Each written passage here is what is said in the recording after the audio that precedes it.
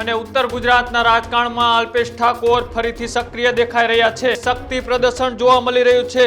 જેના મનમાં બીજા માટેની ભાવના પડી હોય, બીજા માટેની ચિંતા હોય, એ જ નાણાં કાઢી શકે। અને પરમાત્માને પ્રાર્થના કરું છું કે આપણું આ બનાસકાંઠાના તમામ સમાજો સમૃદ્ધ થાય।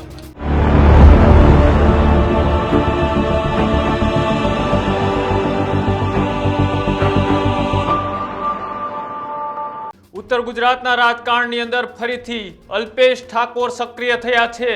અલ્પેશ ઠાકોર ઉત્તર ગુજરાતના રાજકારણમાં પોતાની મજબૂત અને શક્તિ પ્રદર્શન કરતા અનેક વખત જોવા મળે છે। એ જ રીતના ફરીથી આજે અલ્પેશ ઠાકોર એ વાવના એક કાર્યક્રમની અંદર ઉપસ્થિત હતા અને ઉત્તર ગુજરાતના રાજકારણમાં અલ્પેશ ઠાકોર ફરીથી સક્રિય દેખાઈ રહ્યા છે। ગુજરાત ક્ષત્રિય ઠાકોર સેના, ઓબીસી, એસસી અને એસટી એકતા મંચમાં ઠાકોર સમાજના કાર્યક્રમમાં અલ્પેશ ઠાકોર ઉપસ્થિત રહ્યા। બનાસકાંઠાના ભાભરમાં અલ્પેશ ઠાકોરનો આ કાર્યક્રમ હતો। એકતા મંચના ઉપાધ્યક્ષ મુકેશ ભરવાડ પણ આ કાર્યક્રમની અંદર ઉપસ્થિત હતા। ગાયત્રી ગર્લ્સ હાઈસ્કૂલના ઠાકોર સેના અને એકતા મંચના કાર્યક્રમમાં નિઃશુલ્ક શૈક્ષણિક કીટ આપી અને અલ્પેશ ઠાકોરના હાથે તેમનું વિતરણનો કાર્યક્રમ ગોઠવવામાં આવ્યો હતો। અને આ કાર્યક્રમની અંદર વાવ વિધાનસભાના ધારાસભ્ય સ્વરૂપજી ઠાકોર પણ ઉપસ્થિત હતા, તો એકતા મંચના ઉપાધ્યક્ષ મુકેશ ભરવાડ પણ ઉપસ્થિત હતા। સાથે જો વાત કરવામાં આવે તો ચકાજી ઠાકોર, ડીડી ઝાલોરા, જયદીપસિંહ ઠાકોર, ટીનાભા ઠાકોર સહિતના હોદ્દેદારોએ પણ આ કાર્યક્રમની અંદર ઉપસ્થિત હતા। શૈક્ષણિક કાર્યક્રમ થકી અલ્પેશ ઠાકોરનું સતત એ શક્તિ પ્રદર્શન જોવા મળી રહ્યું છે। અત્યાર સુધીમાં 50,000 જેટલા બાળકોને ઠાકોર સમાજના અલ્પેશ ઠાકોરે એ કીટ વિતરણનો કાર્યક્રમ ગોઠવી અને લોકોને શિક્ષણમાં બાળકોને ઉણપ ના રહે, બાળકો શિક્ષણથી વંચિત ના રહે તેને લઈને અનેક વખત કાર્યક્રમો કરી રહ્યા છે। 50,000 કરતાં પણ વધારે બાળકોને કીટ વિતરણ અત્યાર સુધીમાં કરી ચૂક્યા છે। બનાસકાંઠાના આસપાસના વિસ્તારમાં એ વસતા બાળકોને શિક્ષણ સારી રીતે મળી રહે, બાળકો શિક્ષણમાં જરૂરિયાતોથી વંચિત ના રહી જાય તેના માટે સતત પ્રયાસો કરવામાં આવી રહ્યા છે। અને તેની વચ્ચે ઉત્તર ગુજરાતના રાજકારણમાં અલ્પેશ ઠાકોર સતત સક્રિય જોવા મળી રહ્યા છે। અલ્પેશ ઠાકોર હોય, સ્વરૂપજી ઠાકોર હોય કે પછી એકતા મંચના મુકેશ ભરવાડ હોય, એ અવારનવાર સતત આવા કાર્યક્રમો થકી એ બાળકોને કીટ વિતરણનો કાર્યક્રમ હોય કે પછી બીજા કોઈ કાર્યક્રમ થકી એ ફરીથી એ મજબૂત અને સક્રિયતા બનાસકાંઠાની અંદર જોવા મળી રહી છે। અને આ કાર્યક્રમમાંથી અલ્પેશ ઠાકોરે શું નિવેદન આપ્યું હતું, આવો તે પણ સાંભળીએ। પોતાના ગજવામાંથી બીજાના કલ્યાણ માટે નાણાં કાઢવા, એ જેના મનમાં બીજા માટેની ભાવના પડી હોય, બીજા માટેની ચિંતા હોય, એ જ નાણાં કાઢી શકે।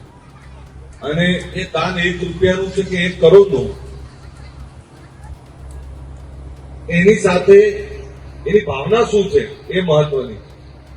એટલે આવા જે દાતાઓ છે એ તમામ દાતાઓને હું નમન કરું છું, વંદન કરું છું।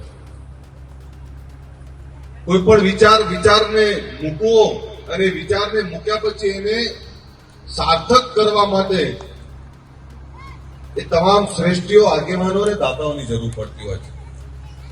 ત્યારે જે વિચાર મૂક્યો ને એને દાતાઓ જ્યારે સાર્થક કરે, ત્યારે વિચાર મૂકનાર અને વિચાર મૂકનારની સાથે જેને દાન આપ્યું છે બંનેમાં। મને યાદ છે કે મુકેશભાઈને એમના મમ્મી એવું કહ્યું કે બેટા આટલું બધું દોડે છે, આટલા બધા કમાય છે, તો જે સમાજોમાંથી આવીએ છીએ એ ગરીબ વંચિત સમાજ, એ ચાહે પક્ષીબંધના સમાજો હોય, આદિવાસી સમાજ હોય, દલિત સમાજ હોય, કે માવજત કરો છો, કેટલી મહેનત કરો છો, સવારે 4 વાગે ઉઠી રાતના 11 વાગ્યા સુધી મહેનત કરો છો, ત્યારે આટલું દૂધ ભરાય છે। અને એની ઈચ્છા ના હોય અને એને સુખી થવાનો અધિકાર છે। અને પરમાત્માને પ્રાર્થના કરું છું કે આપણું આ બનાસકાંઠાના તમામ સમાજો સમૃદ્ધ થાય, તમામ ઘરોમાં ખુશીઓ આવે, તમામ બાળકો અહીંયાથી ખૂબ સારું શિક્ષણ મેળવે। કારણ કે બનાસકાંઠાને એટલે અભિનંદન આપું, અહીંયા બાગાયતી ખેતી આપણે સારી કરી રહ્યા છે। આપણે અહીંયા બનાસ ડેરીને એટલી બધી સમૃદ્ધ કરી છે, દૂધ ભરાય, માલદાર રાખી, ત્યારે અહીંયા શિક્ષણ પણ ખૂબ આવ્યું છે।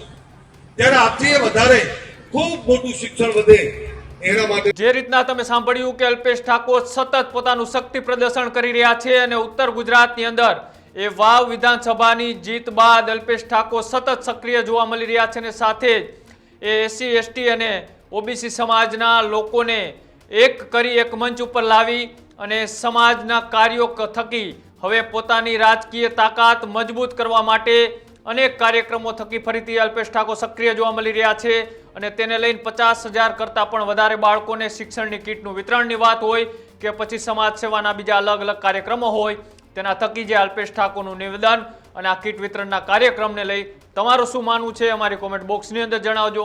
અને આવા જ અહેવાલો જોવા માટે અમારી યુટ્યુબ ચેનલ ન્યૂઝ રૂમને આજે જ લાઇક કરો, શેર કરો અને સબસ્ક્રાઇબ કરો. નમસ્કાર.